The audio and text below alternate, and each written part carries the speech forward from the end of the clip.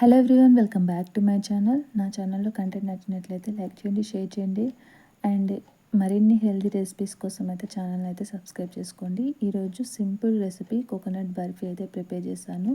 So first stove on చేసుకొని ఒక bowl పెట్టుకొని కొద్దిగా గీ అయితే వేడి చేసుకోవాలి. సో గీ వేడైన తర్వాత అందులో గ్రేట్ చేసిన కోకోనట్ అయితే వేసుకోవాలి. సో కొద్దిసేపు అలానే ఫ్రై చేసిన తర్వాత తురిమిన బెల్లం అయితే యాడ్ చేసుకోవాలి.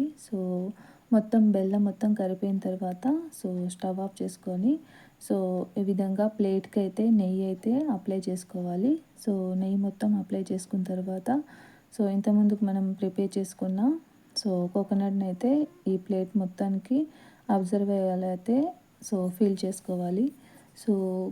ఒక 1 అవర్ తర్వాత అయితే ఇది మంచిగా కూల్ అయిపోతుంది అండ్ గట్టి పడుతుంది. పీసెస్ లాగా అయితే కట్ చేసుకొని హ్యాపీగా ఎంజాయ్ చేయొచ్చు. చిన్నపిల్లలు అయితే చాలా ఇష్టంగా అయితే తింటారు. Thank you for watching.